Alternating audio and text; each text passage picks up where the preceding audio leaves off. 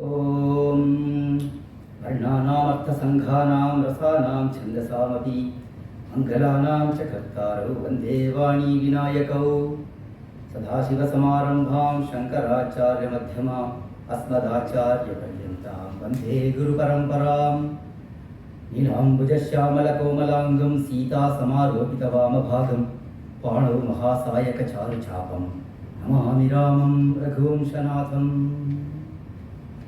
Shri Gurubhyo Namaha. Namas-sabhāyai. Good morning to all of you. With the blessings of Sringeri Jagadguru Mahasannidhanam and Sri Sannidhanam,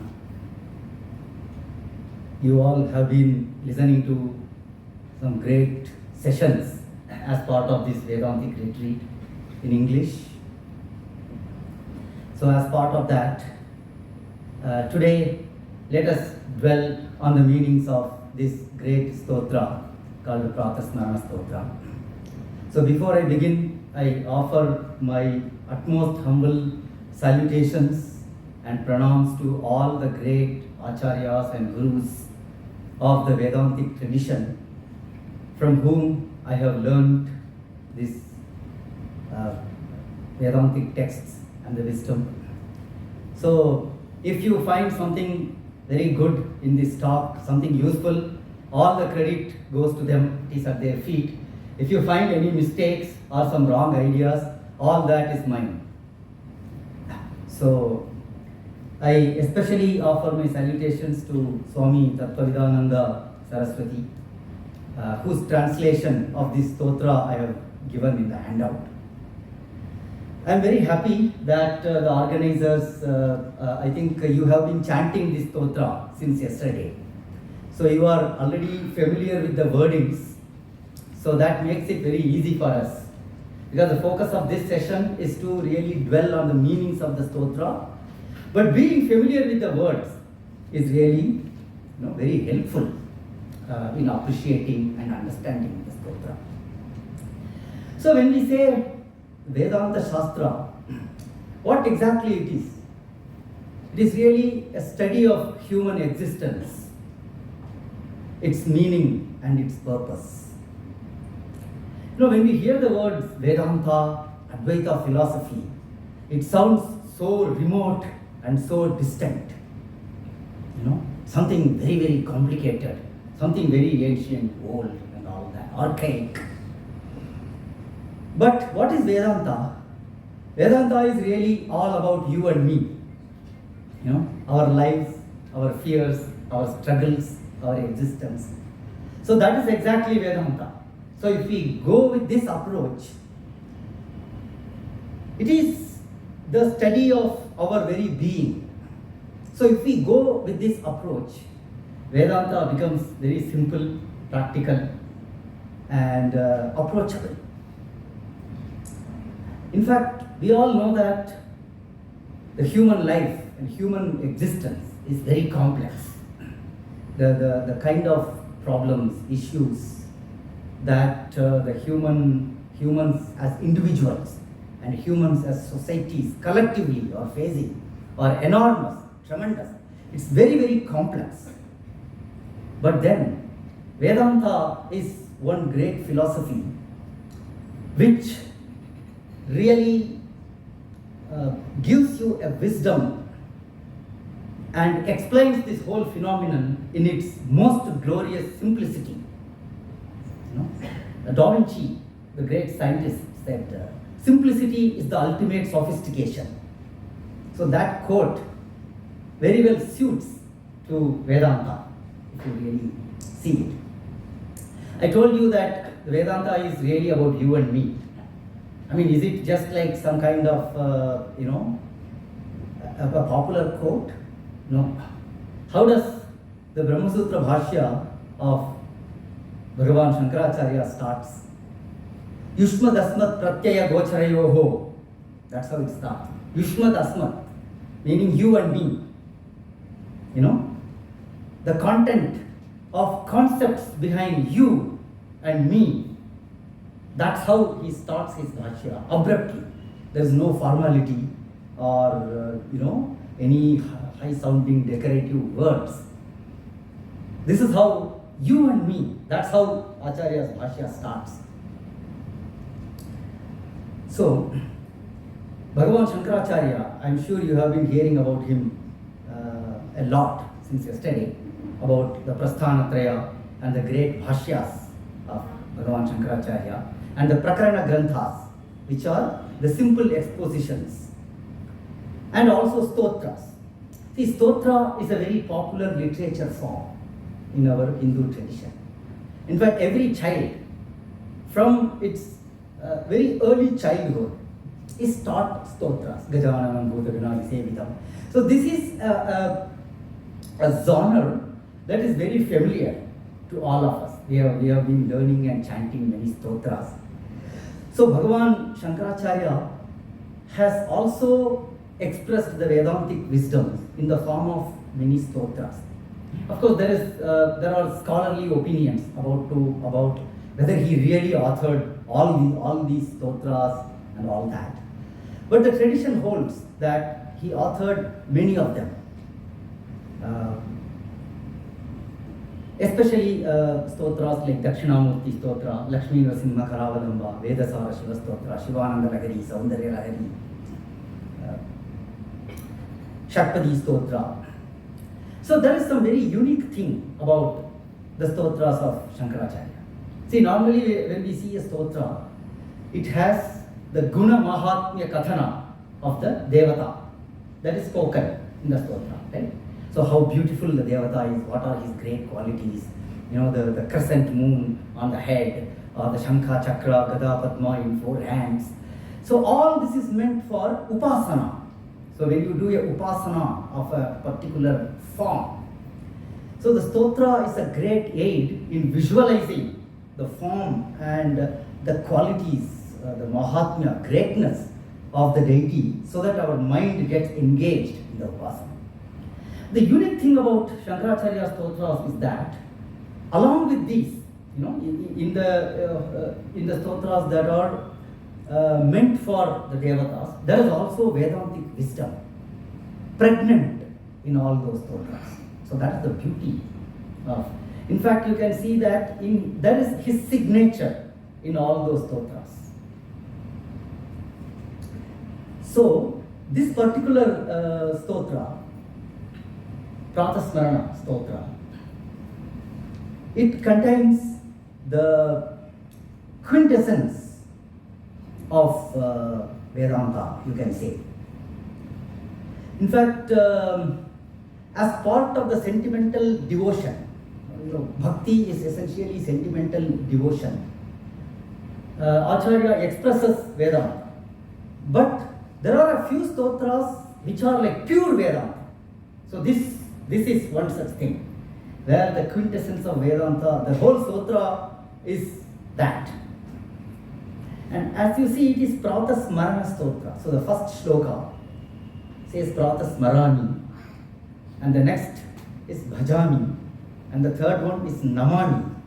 So there is Smaranam and Stotram, both incorporated in this Stotra. So beautifully. So normally, when we chant shlokas over a lot of time, it becomes a very mechanical and repetitive exercise. So people keep chanting. And then there are a lot of worldly things associated with stotras. If you chant this, you will pass in the exam, that kind of thing. You will get this, you will get wealth, etc., etc. It is a part of the overall bhukti mukti. The Hindu dharma is essentially both abhyudaya and nishreyasa, right? So it is for the welfare in this world and also liberation from samsara, because our dharma itself has the twin objective like this. So many of the stotras have this, and there is this tendency of this mechanically chanting the stotras repetitively. At some point the mind becomes dull in that whole exercise. In fact, very long stotras particularly, it becomes too mechanical. So ideally, the mind needs to be very fresh and creative, particularly when we are studying Vedanta, because the Vedantic truth is so profound, so subtle, it needs a kind of sharpness of intellect that a fresh mind, a creative mind, is very essential to study that. So, why this dullness of mind coupled with the agitation of the mind?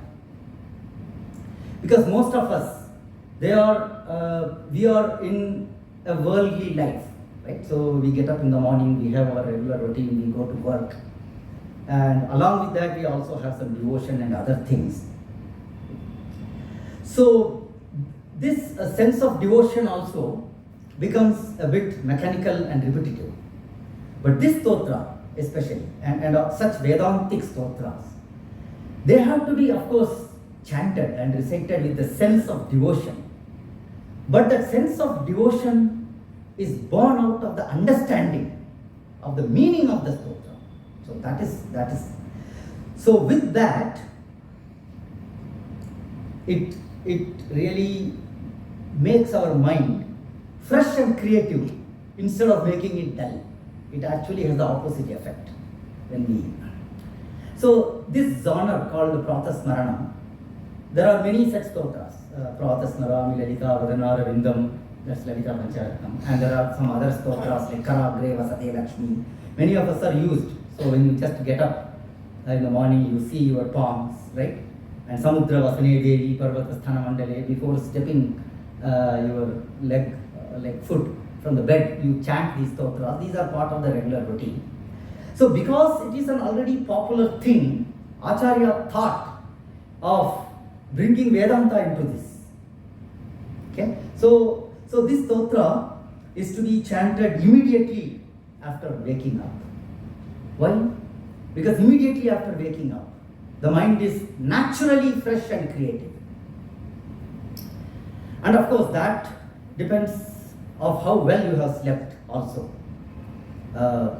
This session is not about that, but let me just touch upon that. Sleep is a major field of research for physiologists, psychologists, everyone.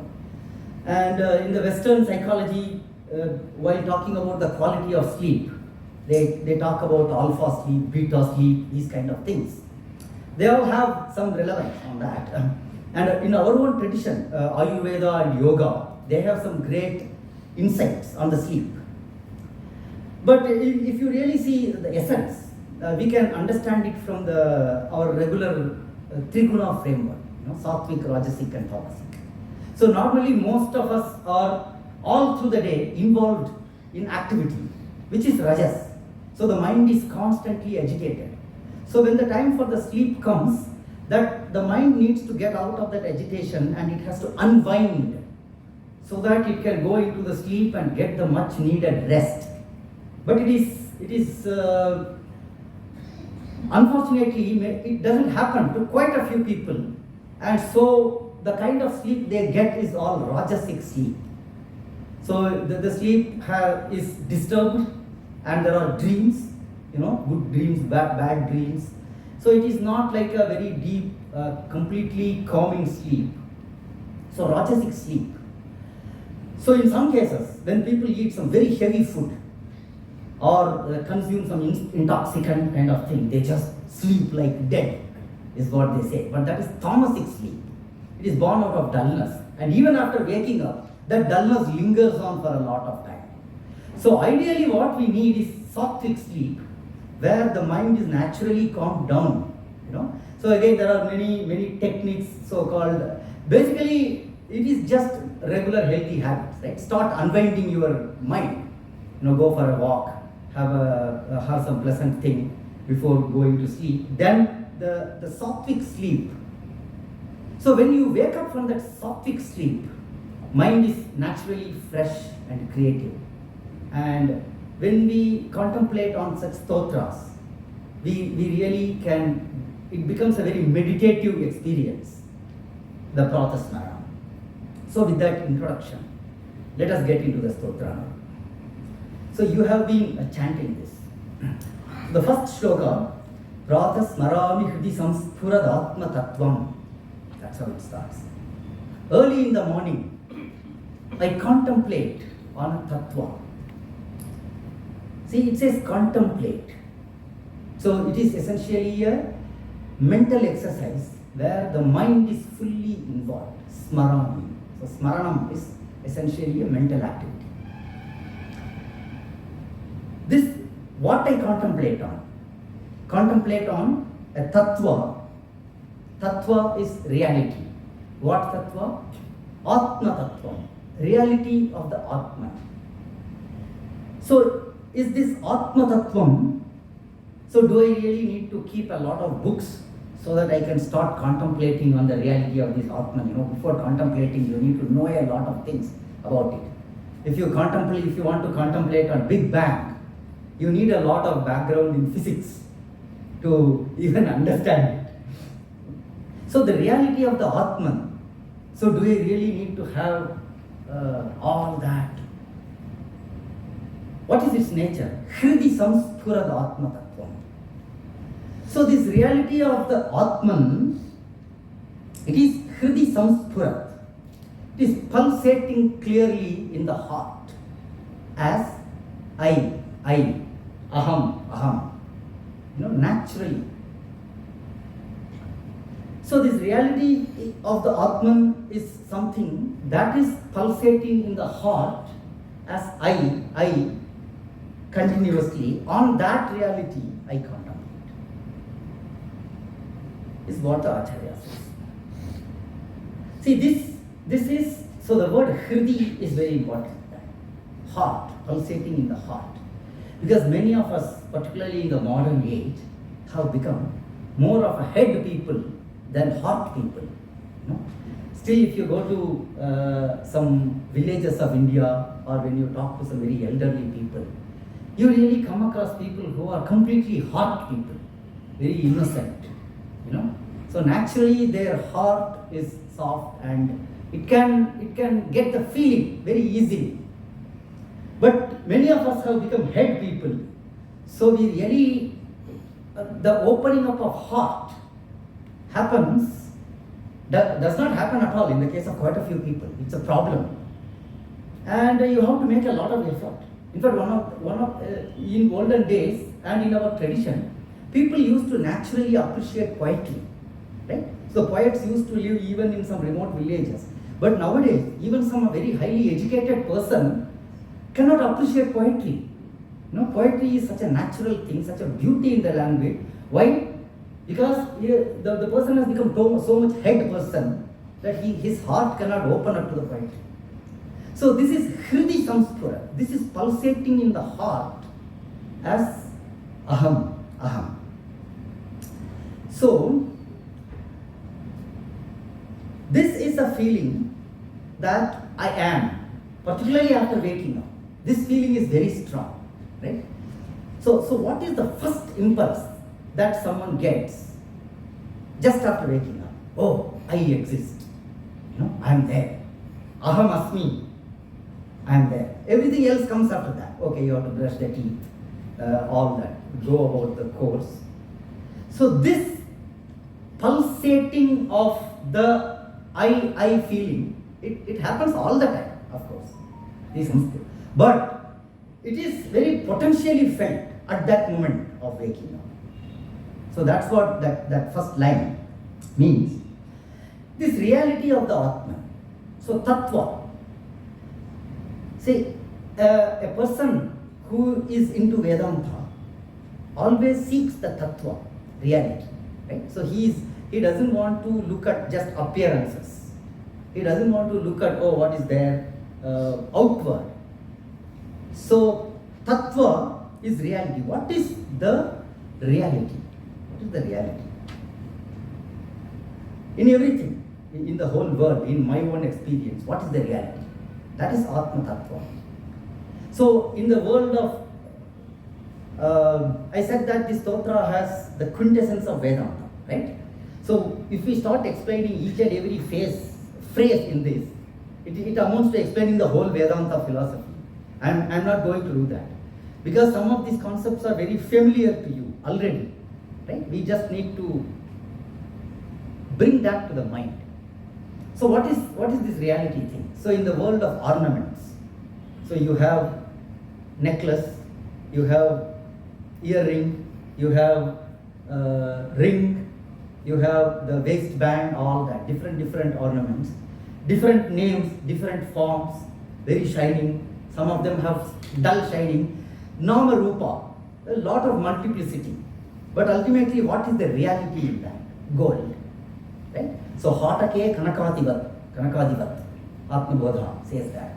Just like gold is the ultimate reality in the world of ornaments, Atman is the ultimate reality in the world experience, which is Aham, which is pulsating in your heart as Aham, Aham, Aham.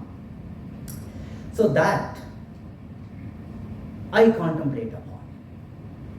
Look at this. So here you are not contemplating upon somebody who is sitting in Kailasa, wearing snakes in his neck, having a crescent moon on his head. No. You are contemplating on the tattva, the reality that is pulsating in your own heart as aham, aham. You are actually contemplating on the feeling of I that is arising inside you. Okay? So once you start contemplating on it, then you naturally, the next question arises, who am I? So what is this I? That's the contemplation. Right? Immediate next thought. So then, obviously, naturally, everyone identifies with the body. Okay, I am so and so person. You know, I walk, I eat, I sleep. I have studied this. I belong to this caste. I live in this country. I have black hair, or I have white hair, whatever. So this identification with the body is the most natural for everyone. But in the regular worldly affair also, so this is what is called Dehatma Bhava. But we also disassociate with the body very naturally. See, someone says, oh, my head is aching, you know, my leg is paining, my whole body is, so you say my body. So there the body becomes something separate, it is not I. So you say my body. So the moment you say, it is like saying my car, my house, right? My phone. So like that you say my body. So naturally the disassociating the body from the I happens in the regular speech. Same thing happens even with the mind, right? So you think that, okay, the whole thing is mind, you know. I think, therefore I am. Say Rene Descartes. So you are not the body, but certainly you are the mind. You are your thoughts. So thoughts are the ones that really define you. But then you also say my mind. Okay? So you think that mind is different from you. You say that my mind, oh, what all it starts thinking. So this naturally happens. And this is exactly Acharya says in the last phrase, Nacha bhūtasaṅghaḥ. I am not the conglomerate of elements. Nacha bhūtasaṅghaḥ. Bhūtasaṅghaḥ means conglomerate of bhutas, elements. What does this phrase really mean? Bhūtasaṅghaḥ here means body-mind complex. Okay? I am not body-mind complex. I am different from that. What is this word bhūtasaṅghaḥ? How is this a conglomerate of elements? So in the ultimate analysis, this whole body-mind complex is made of bhuta. It is nothing but a bhuta complex. So this is a very deep philosophy. I will explain this shortly. See the Panchabhutas, right? Akasha, up, Tejaha, Vayu, Prithvi. So these are the sky, wind, fire, water and earth. So these are associated with what is called tanmatras, right? Shabda, Sparsha, Rupa, Rasa, Gandha. So the sky is associated with sound because the sound travels in the space, right? Sky or space, Akasha. And Vayu has both, the wind has both sound and touch, Shabda and Sparsha. Fire has Shabda, Sparsha and Rupa. So it has the sound, it has the touch, because when you touch it, it burns, and it also has form. And the water has the sound, touch, form, and also taste, rasa. And Prithvi, the additional thing, fragrance is that gandha. So these 5 tanmatras are your 5 indriyas, essentially, right? So seeing, hearing, smelling, tasting. So in the ultimate analysis, the gross forms, right? They are the great elements. The subtle forms of those 5 bhutas are your indriyas, okay? Your sense organs. And in a similar manner, this is jnanendriya, right? What is called sense organs. And then there is karmendriyas, like hands, feet, the recreative organ, the excretory organ. I won't go into that. So karmendriya, jnanendriya, all this is explained, right? So ultimately, this whole body is a complex of panchabhutas in the ultimate analysis. Okay? And what about the mental stuff, the mind, right? So if you again go into the Sankhya theory, for example, there are 24 tattvas and all that. Chitta, buddhi, ahankara. So the mental faculties, what you call as mental organs. Okay? So they are also ultimately the bhūtasaṅghaḥ. So these entire elements are all what is called jada, right? So they are all inert. None of them are conscious. But still you have this feeling of I am. You are a conscious being. So in this entire jada thing called body-mind complex, how does it become conscious? That is due to Atman. Okay? So the reality, the Atman is the only conscious being due to which this entire bhūtasaṅghaḥ remains conscious. By conscious here I mean not just alive, it has intellect. It goes about. Every action of every indriya happens because of Atman. So, nacha bhūtasaṅghaḥ. So, I am not this body-mind complex, which is a conglomerate of elements. I am that Atman, which is a conscious being. So, what is the nature of this conscious being? So, the remaining phrases explain that. Saccitsukhaṁ paramahaṁsagatiṁ turīyam. Saccitsukhaṁ. Sat is existence. So it is normally translated as existence, awareness, bliss. So what exactly is this Saccitsukhaṁ? So that we need to see here. Sat here means, in this context, right, that pure I amness. So it has a technical term. See, it is not I am this or I am that. Okay? That I amness, the pure I amness, devoid of all that. It has a technical term called chidabhasa. So that's what is the sat here. And being aware of that is the chit. And being aware of that are no different. Okay? So sat chit is actually the same. Because when you say it is not like I exist and I know that I exist. So that aham feeling has two things. One is being and then being aware of being. Okay? So that is Satchit. And Sukham. So here Sukham is not like a regular pleasure or happiness, which is opposite to Dukkha. So here Sukham means just the joy of being. Ananda. What is called Ananda. So here it is Satchidananda or Saccitsukhaṁ. Satyam Jnanam Anantam. All these means the same thing. So Vedanta says that Atman is Sat, Chit and Ananda. Right? So existence, awareness and bliss. Paramahaṁsagatiṁ turīyam. So paramahaṁsagatiṁ, what does it mean? It is the goal of great realized souls. So, we say great jnanis. The jnanis attain that goal. So in Vedantic terms, is that goal is something which you have to go. Because the word gati says, gati means movement, right? We know in Sanskrit.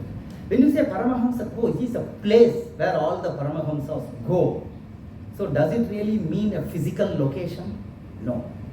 Because in the very first line he says, it is pulsating right within my heart. So it is certainly not a place.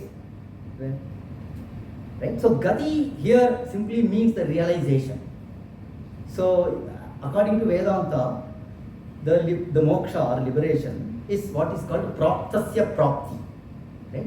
So basically it is not like attaining something which is not there. Right? You have to realize your own nature. It is that realization which is called by the word gati here. So it is like yoga. See, it's very, very interesting. The beauty of these very terms in Sanskrit. So normally yoga means union, joining, everyone says, right? You go read Yoga Sutra, first line, yoga chitta vritti nirodha. He says it is disjoining of chitta vrittis. That's exactly how this word gati also need to be understood here. Paramahaṁsagatiṁ. And turīyam. So that whole phrase has to be read together. Turīyam Yatsvapna-jāgara-suṣuptamavaiti nityaṁ. So I contemplate on that the fourth, which ever witnessing and illuminating the three states of waking, dream and sleep. Okay? So it is the fourth, turīyam, which is witnessing and illuminating the three states, swapna, jagara, sushupti. So one key thing to understand here, this is not the numerical fourth. It is like first, second, third, fourth. It is not like that. It is not the numerical fourth. Okay? Trini santatam turīyam. That's how it is explained. So it is the fourth which pervades. Okay? It is the fourth that which pervades all the three. That's what is called turīyam. So what does it really mean? See, when you say pervading, there are one classical example that is given is that you see a fire ball, iron ball, a fiery iron ball. Okay? So the fire has pervaded the iron ball completely. The ball looks like a glowing, red hot fireball. But the fire and iron are very different. So if you cool it enough, there is no fire in the iron ball. Though the fire was pervaded in the iron ball when it was fiery. It is not that kind of pervasiveness. So this is an inseparable pervasiveness. So during the waking, the dream and the sleep, what is the one thing that is pervading all through? So that's how you have to understand this. So during waking state, all my faculties are active. My indriyas are active, sense organs. My mind is active, right? I go walk, do everything. So when I go to sleep, all the physical organs are all rested. Okay? Of course, I am breathing. The prana is active. Let us say I am dreaming. So during the dream state, the mind is active because during the dream state, the mind conjures up an entire world. The mind has to be active, otherwise the dream is not possible. In the deep sleep, the mind is also completely silenced. But upon waking up, you still have the feeling that, okay, I have slept, I am very happy, I am refreshed and I am calm. So there was something that was awake, which gave you that feeling that I have slept, right? So that is the one thing which has pervaded through all these states of swapna, jagrata and sushupti. That is the fourth. It is not something which is different from the three. Okay? It is that which has pervaded all the three states. Swapna-jāgara-suṣuptamavaiti nityaṁ. That niṣkalamahaṁ aham. That partless Brahman. Niṣkalam means not divided, not fragmented. Niṣkalamahaṁ aham. I am that. and not this body-mind complex. So, this has a Mahavakya embedded into this. Brahma Aham, right? Which is same as Aham Brahmaasmi, the name of this organization, and one of the Mahavakyas. See, this Aham Brahmaasmi is the most blasphemous as well as the most truthful statements. So the moment you say Aham Brahmaasmi, those who want to ridicule Advaita Vedanta, they say, what kind of arrogant philosophy it is? It says that I am God. Am I God? I am such a lowly human being with all these faults and so many, kama, krodha, lobha, moha. I am like a worm on earth. How can I am the Brahman? So we already saw what that word I means here, isn't it? So the Aham, it didn't mean this I. It meant something else. I already explained. So that's what. So the true meaning of I needs to be derived by negating all non-I, which is the process which we just spoke about some time back. And for that, we need to get out of this Bahirmukha Drishti of like seeing things outward and get into Antarmukha Drishti, which is inward. So once the Drishti is turned inward, what we see is that Atman is none other than the individual. This Aham. That's why it is called Ananya. It is not something the other. It is the self. There is no othering in the Atman. So Atma is really the God of Vedanta.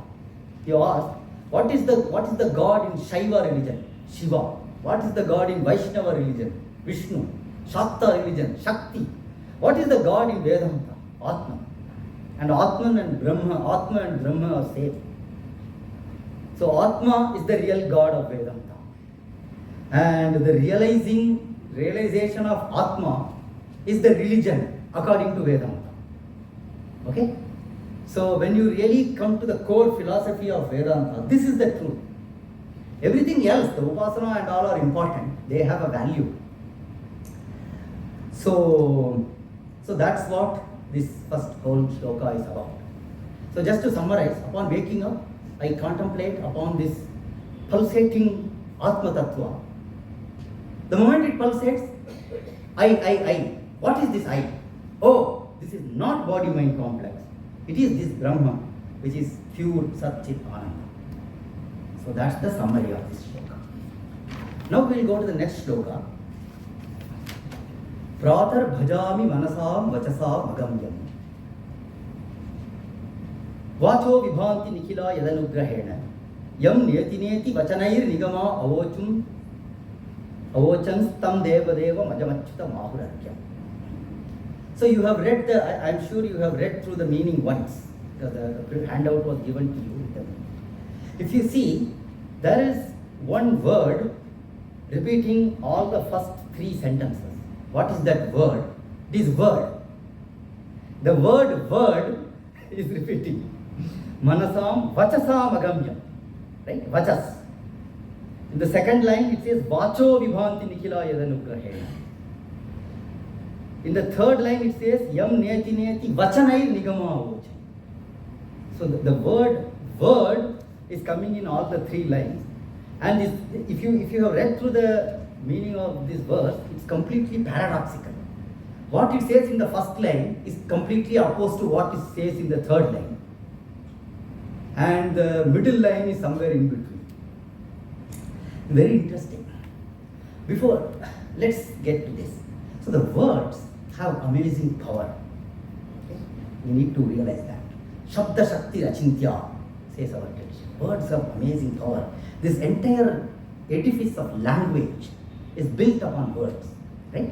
And our entire scheme of knowledge, whether you take mathematics or science or whatever field of science, the entire human knowledge, technology, achievement, all this is built upon the edifice of language, which is built upon the building blocks of words. The words have tremendous power. In fact, the language or the words are the tool employed by the mind to capture the empirical world. How do you describe the world? You go to any field of study, you want to describe the world. So physics has a way of describing the world. Chemistry has a way of describing the world. Our Vaisheshika philosophy has a way of describing the world. All through words. Padartha. See, that's why the world phenomenon is called Padartha in the Vaisheshika philosophy. So, the words are not trivial. Okay? And how does the word emerge from? Obviously, the words or the language emerge from the mind. Because behind every word, there is a thought. So, when you say cow, right? So, the moment you utter the cow, the word cow, it brings the whole idea of an animal with 4 legs and a horn and with all its characteristics. So with that one word, you capture so much idea about the cow, right? So these words, which are born from thought, which are born in the mind. So the moment you say mind always operates in distinctions and divisions. See, mind always divides and opposes, and mind always objectifies. So the moment you think of an object, right? So in the mind, you just take some object, this object. You start objectifying it. It is long, it is short. Okay, it does this, it does that. It is of green color, it is of white color. Or that man, the man is like this, like that. So every thought that arises in the mind is dividing and opposing. Okay? And with such a mind, can it really comprehend the ultimate reality, which is niṣkalam itself. Niṣkalam Brahman, which is beyond all divisions or all limitations. Very difficult. That's what the first says. Manasam vachasam agamyam Prātaḥ, which cannot be described by words or conceptualized by the mind. That Atman, bhajami.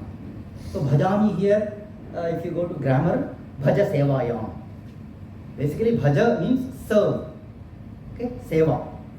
But now the word has acquired a different meaning. Bhaja means that you do bhajan. Okay? So it has acquired the meaning of worship, but essentially it means serve. But here the serve doesn't mean any physical activity, because this whole thing is contemplation. So bhajami here also means contemplation. Because with this, with something that words cannot conceptualize, what bhajan can you do? So the bhajami there again means contemplation only. Manasam vachasam agamya. So the Upanishads so beautifully says this, yato vacho nivartante aprapya manasa saha. So the mind tries to conceptualize that reality, it fails and returns. Nivartante. Word struggle a lot to describe that reality, it fails and returns. So this is something which cannot be conceptualized by the mind. Yet, vacho vibhanti nikhila yad anugrahena. But if this reality didn't exist, all words in the world will lose its meaning. See, this is the one which gives meaning to every word that you use. Vacho vibhanti. So all words shine or convey their meaning by the grace of this Atman. So no mind or word can comprehend Atma, but it is the Atma which makes the word and mind function. So how can you understand this? Simple example. You have tongs, right? So you are operating a tong with your hand. It can pick up many things. I can pick up this, I can pick up that. But the tong, can it pick up the hand that is holding it? It's exactly that. It is the Atman. It It is Atma, the ultimate reality, which gives sense, which empowers the mind and the faculty of the intellect and the words. So these cannot comprehend that. Okay? But then, what is this? So how is this technically explained? See, this is the Brahma Lakshana explained. So Brahma, Atma and Brahma are one, we have said. Brahma is Desha Kala Vastu Paricheda. This is a technical word. So the reality is not limited by Desha. Desha means space. So anything in the world, it is here, it is there, you can say that. Is there something which is there everywhere? Even electromagnetic waves, which are pervasive in the space, we have the spectrum bands. They have their own locality and temporality. Okay, again, very technical words. So even the electromagnetic spectrum or the radio waves, which we don't see with our eyes, so you cannot point out that they are here, they are there. It works like magic when we operate a mobile phone or something. But those who have studied the science behind it know that those things also have their locality and temporality. All world phenomena has that. So, but this reality which we are talking about, it is not limited by space, desha. It is not limited by time. So it is not that it was there, it was not there before. Now it is there, it won't be there again tomorrow. It's not like that. Kala, Vastu Paricheda, object. It is not an object. So, this is a reality that transcends Desha, Kala, Vastu, space, time. So how do you even get this idea? Again with the power of words. Why? See, we said words have tremendous power, and words also have the power to create silence. Right? We experience a phenomenon called silence. What is silence? Silence is the absence of all noise. It is conceived in a very negative term. If someone asks you to explain silence, how will you explain silence? Is it possible to explain silence in positive terms? Impossible. So the very idea of silence is negative. When everything else, when all sounds go away, when everything stops, that is silence, is what you say. This reality is also like that. So that is why, and words can convey this idea to you. Words have the power to take you to the silence. Yam neti neti vachanair nigama avach. The Upanishads, the Vedas, nigamaha is the word used. Nigama generally means Vedas. Here in particular it talks about Upanishads, which is what the Vedanta holds as Shruti. Right? See, Vedas have so many things. Vedas have even mantras to conduct a marriage. Vedas have mantras to do funeral rites for the dead. But those things are not speaking this. They are all a worldly realm of ceremonies and rituals of the Veda. So when the word Veda is used here, it obviously refers to Upanishads, which teach this philosophy. So, the Vedas point out, they signal, Avachu means signal, they point out this Atman, repeatedly using the words neti, neti, negate, not this, not this.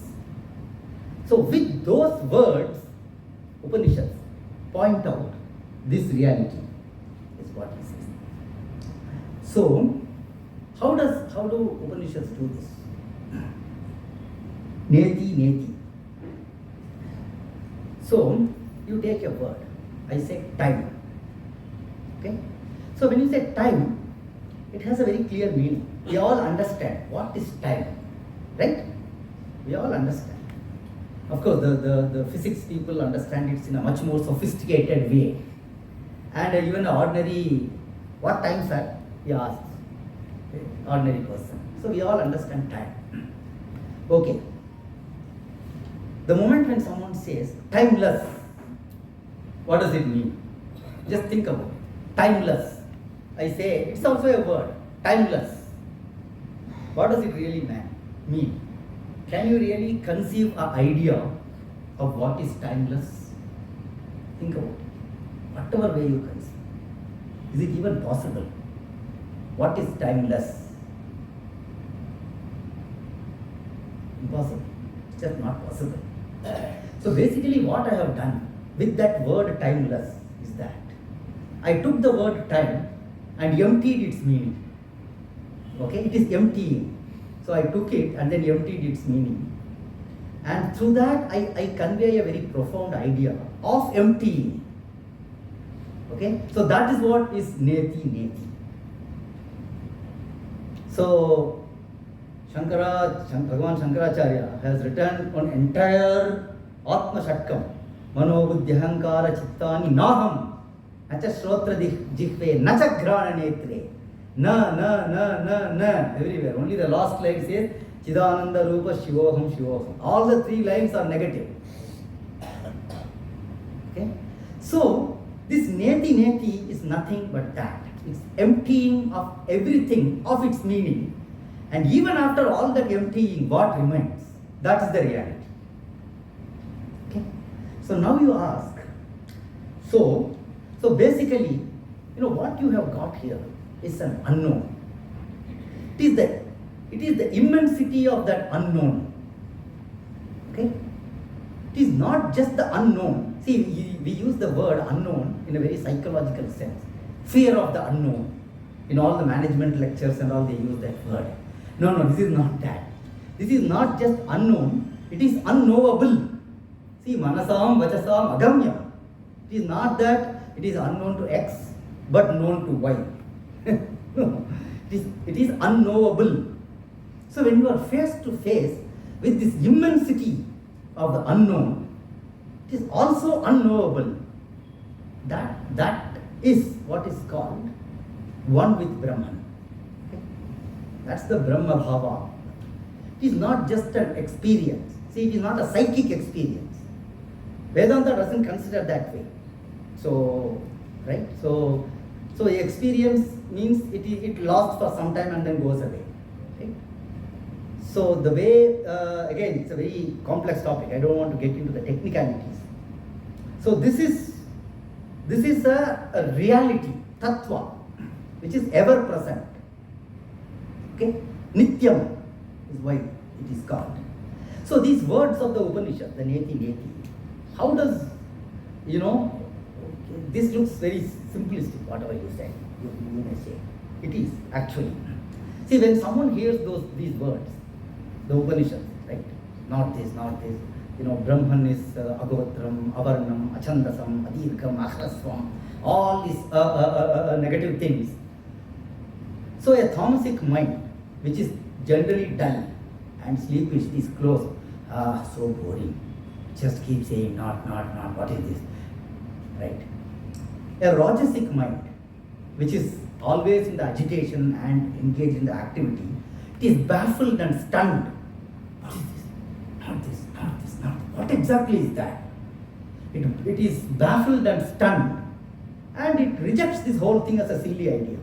See, some of the ordinary rationalists, right?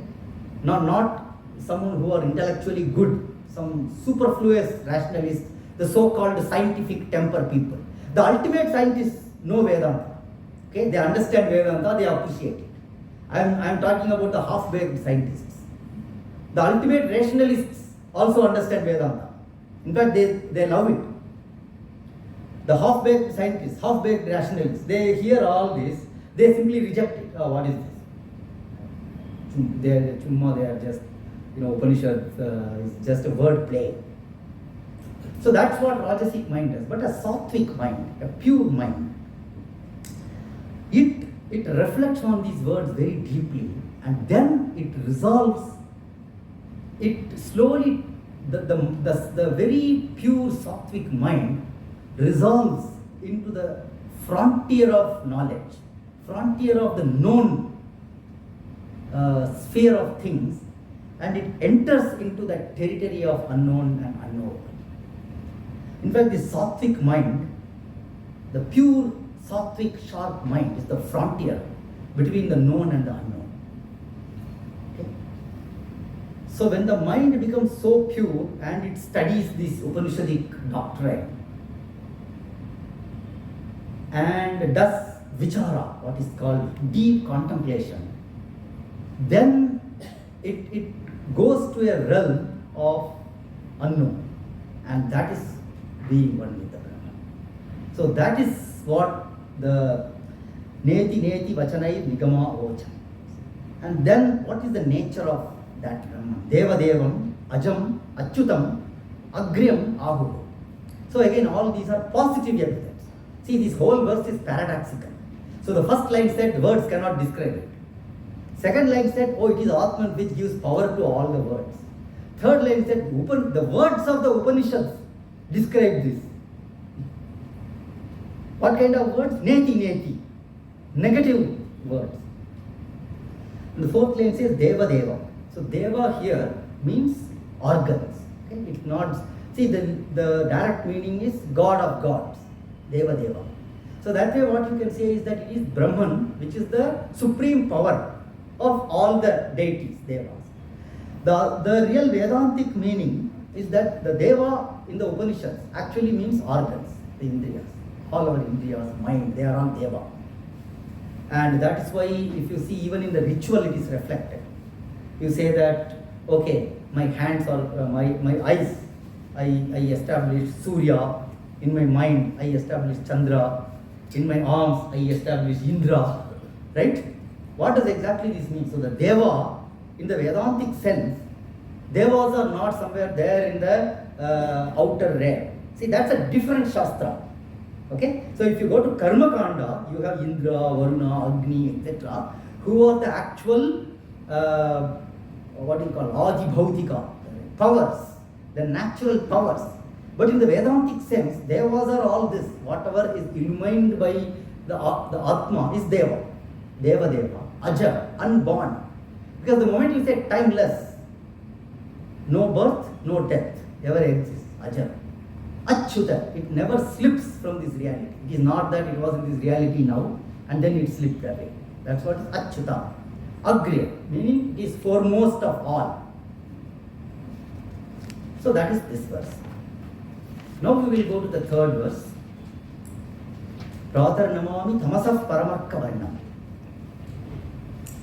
Here, the word namāmi is there. So namāmi means prostration. Namaha. So nama is humility. Right? Namaha. You say namaskara. It is the denial of ego. See, we said that how to get to the real I by negating the non-I. So this regular ego is the non-I. So you have to deny that to go into the what you can call a supreme ego, which is the Aham sense of the Vedanta. So the denial of that small ego comes through namaskara. Okay? So it is Atma Samarpana, humility, Namaha. So it is a feeling of self-surrender which is expressed in this word, Prātar namāmi. And the Namaha also means na mama. Na mama is nama, meaning not mine. So this is again a sense of vairagya and what do you call viveka, vairagya. These are all the qualities that helps you to get established in the sattvic mind that I spoke about. So namaha is an expression of that, and it also indicates in this sense. In many other stotras, the namaha would mean something, many things. The prayer seeking wealth, namaha has a different connotation. But here, this is a motiveless prayer. That's the beauty of this. So this is a prayer because it's a stotra, but it is a motiveless prayer. Okay? How beautiful. You know? Motiveless prayer, just like a selfless act. So any selfless act, all selfish act puts you in bondage. Anything that is done which is unselfish, non-selfish, liberates you. So this prayer is also motiveless prayer. And this visualizes the reality. See, in the first verse, it visualized it as Atman, Atmatattvaṁ. In the second verse, in negative terms, manasam, vachasam, agamyam, right? Immensity of the unknown, unknowable. That's how it visualized. In the third shloka, it visualizes it as Ishvara, the God, the concept that we are all familiar with.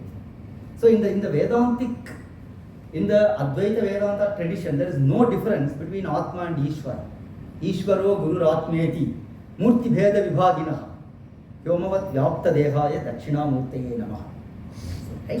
So Ishvara and Atma are the same. As I already said, Atma is the God of Vedanta.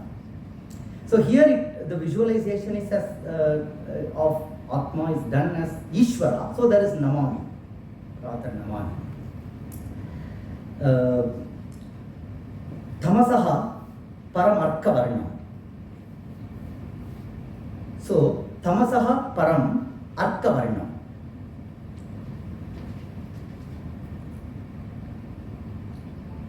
So it transcends the darkness. Tamas means darkness. It is beyond the darkness. And it shines like the sun. Beyond darkness.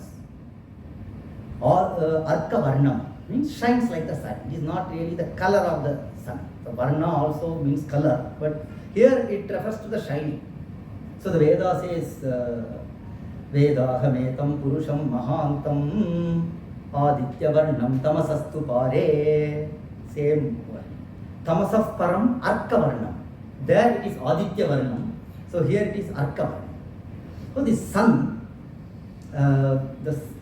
every day we see the sun. So the sun is always the symbol of divine knowledge, all energy, all power. It is also the symbol of Atman here, the Brahman, the one single big, the reality. Okay? So the knowledge of that reality is spoken as Arkavarna, shining like the sun here. How is it? Purnam Sanatana Padam Purushottamakhya. Purnam. It is infinite, full.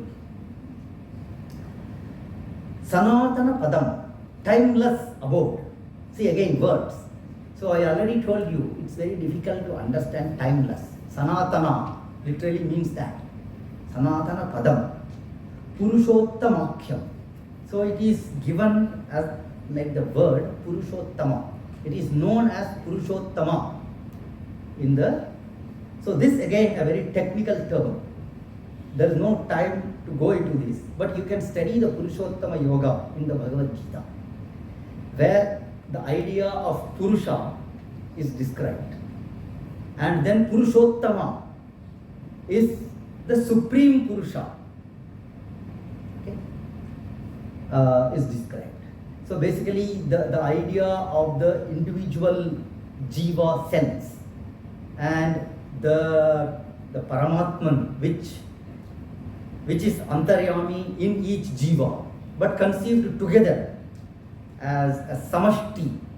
Okay? So there are many of those derivative concepts which come from that, but yes, the essential Vedantic wisdom says. So the word Purushottama again is described in positive terms. See, in the previous shloka, the whole thing was described in negative terms. Okay, neti neti vachanai nigama ochan. Here it is the same thing is described in positive terms. Supreme Purusha, shining like the sun. So the sun also has a lot of interesting,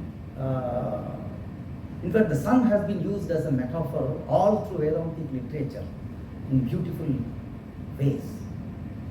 For example, Suryo yatha sarva lokasya chakshur na lipyate chakshushai bahya doshai. So Surya is considered as the eye of the world, right? So Jagat Chakshu, that's how Surya is described. Na lipyate chakshushai bahya doshai. So if Surya is the eye of the world, so there are many eyes in the world. There are human eyes, there are animal eyes, and whichever has the visual perception, that can be thought of as an eye. So there are so many defects and faults in all these eyes. So do these faults affect sun, which is the eye of the world? Suryo yatha sarvalokasya chakshur. It doesn't. Na lipyate chakshushai bahya doshai. Ekastatha sarva bhūtāntaratma. Na lipyate loka dukkhena bahyaha. So all the miseries and the limitations and the bitterness of this world does not affect the Atma in the similar way. Ekastatha sarva bhūtāntaratma. Though Atma is the one single reality pervading in each jiva, and each of those jivas undergoes happiness, misery, sukha, dukkha, everything, but the Atma is not affected by that, just like the sun. So this is one example. The other famous example is the Ghatakasha Mahakasha concept, right? So you have the sun shining, you keep water pots.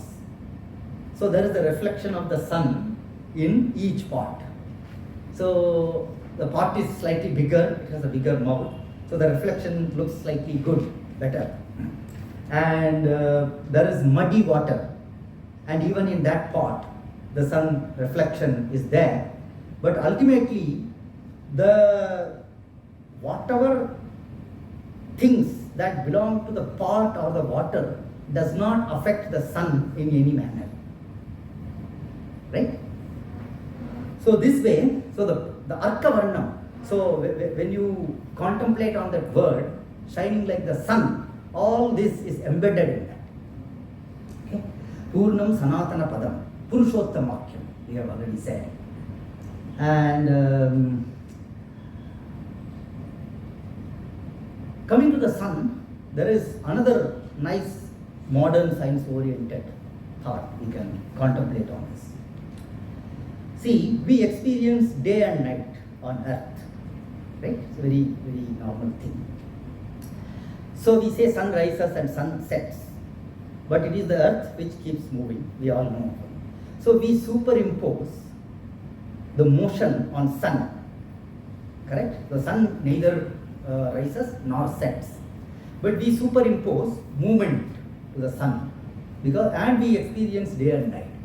So think of outer space. Someone in the outer space, hypothetically, that person does not experience day or night because they are always exposed to the sun. Okay? Continuously. So similarly, the one who has identity with the body mind, right? Bhūtasaṅghaḥ, the one who thinks that I am body, I am the mind, right? Who only identifies with the body mind complex. They experience Jagrat, Swapna, Sushupti, waking, sleeping, dream, Sukha, Dukkha, every other plurality of the world. But the one who practices to remain as a timeless, as a witness to everything, like the person in the outer space. Because he is a witness, he is always exposed to the sun, no day or no night. So then, that witness realizes that I am the reality, I am witnessing everything. Okay? So here again the sun as a metaphor is very useful for Vedanta. And then the last two lines have the very famous metaphor, Yasmin idam jagad ashesham asheshamurtau rajvam bhujangam iva patibhasitam. This reality of the Atman is Ashesha Murti. So Ashesha Murti, Ashesha. Shesha means something that is left out. Ashesha means nothing is left out. So what is there? There is only Brahman. Brahma Satyam, Jagan Mithya. So that is the famous Advaitic dictum, right? Brahma Satyam, Jagan Mithya, Jivo Brahmaiva Navaraha. There is only one reality, which is Brahma. Jagan Mithya. The world is nothing but an appearance in Brahman. So this idea, which is a very core Advaitic idea, is conveyed in those two lines. It alone is manifest as all, that reality. This entire universe appears as the substratum of that reality, like a serpent in the rope. The famous snake rope thing has come. I'm sure this was explained yesterday. There were many lectures on Vedanta. I'm sure someone has explained this, so you know. What's going on? Okay. Okay. So, the moment you take Rajya Sarpa, you can keep talking about it for hours in any Vedanta class. Okay. So, someone is walking in the evening, very low light, right? So, it is not complete darkness. It is not complete sodium light also. There is some real dim light. So, he is walking nicely on the road. There is a rope. So, in that dim light, the rope appears as a snake. Oh, snake! The person is completely in the grip of fear. So, it is this phenomenon of appearance which is spoken here. So, again, this whole thing is analyzed in a very deep technical manner in all through Vedantic literature. But ultimately, what does it really mean here? See, the rope, we all know that rope is not snake, right? So why does the person get fear? Because he knows about snake. There is always the fear of snake. Maybe he has seen snake, he was perhaps bitten by snake before. All that, the fear of snake is a very normal thing. So the moment he sees this rope in the dim light, plus that fear, he thinks it is a snake, and the fear that is caused by that feeling is real. So again and again, when a Vedantin says that the whole world is an appearance, then immediately the refutation for him is, how do you say that? It is so real. Right? I see people, I see multiple people, each one is different. I mean, how do you say that Brahman is the only reality and there is no multiplicity and everything is just an appearance? So that the one explanation given for that is that the fear is real. See, the appearance was false, but the fear is real. So that is exactly like that, the feeling of the multiplicity that you experience comes from that kind of phenomenon. So even when an illusory appearance can induce fear in your mind, right? In a similar manner, that illusory appearance makes you bound to the samsara. Okay? So that is how the Rajju Sarpa.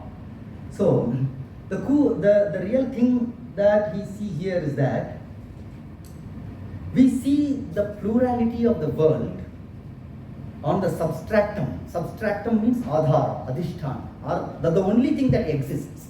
See, the only thing that exists here is the rope. Okay, the rope is the only reality. The snake, the notion of the snake, the fear, everything else is just momentary. When the light shines, okay, the person knows, it's not a snake.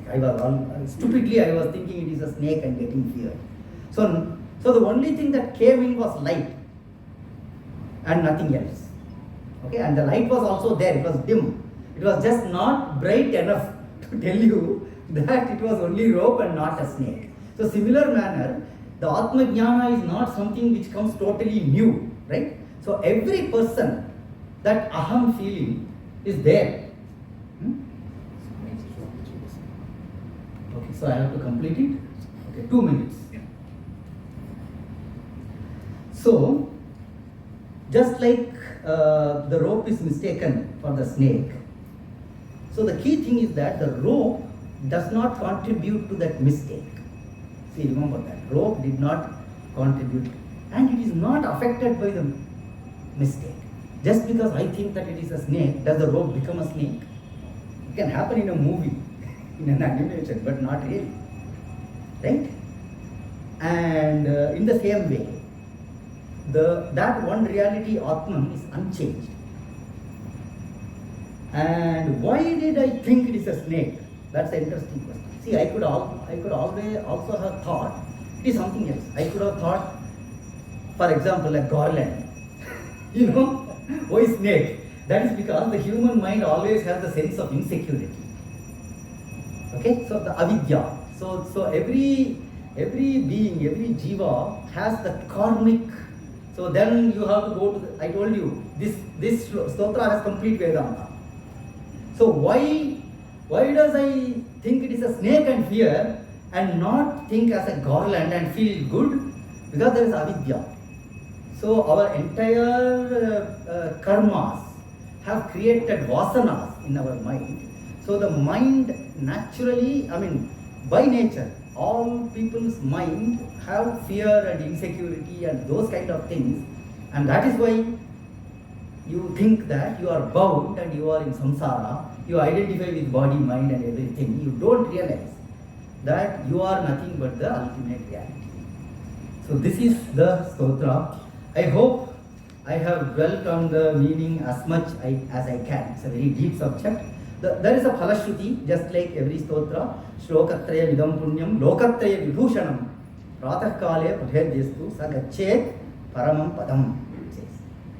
So again, the gachet here is not a physical movement. I already explained this point. So just 1 minute about the sadhana aspect before I complete. I don't think we have time for question answers here because Swamiji has arrived. I will come during the lunch time. So if you want to discuss some of these things, I will be available. We can have a conversation during the lunch time. I will also be present during the session by Subbuji. If you have any questions in this lecture, you can ask him also. I know him very well. He is also one of the gurus whom I admire. Okay? So you can ask him also if you have any questions. He will explain it even perhaps better than what I can. And just one word about the sadhana aspect. So I said that you have to chant this waking up in the morning. See, this is not like you go to a puja room, Prātasmaraṇa, hṛdi saṁsphuradātmatattvaṁ. It's not like that. I will tell you which is the best way to contemplate on this stotra. You can get up, you can just tell this, your regular things like seeing the palm, etc. Maybe brush the teeth. What I do, I have been chanting this stotra for many years now. I don't know when I started. The moment I read it, it really captivated my mind. So I have been chanting this. So if you have come to an open space where you can see the sky, okay? Without roof, preferably, you are just standing below the sky. Or you stand in a balcony and you have the view of the sky. So come to a place where you can, 5:30, you don't have to like 3 or 4. Even a 5:30, 6 a.m. is fine. Just wake up, brush your teeth, wash your face, come there, just see the sky. Just the sky, nothing. Sometimes you might see the Shukra Nakshatra, etc., but ignore all that. Just see the sky and start dwelling on the meaning of this verse. You can say it aloud, you can say it in your mind, just the 3 shlokas. That's a great Vedantic meditation to start your day. With that, I end my talk.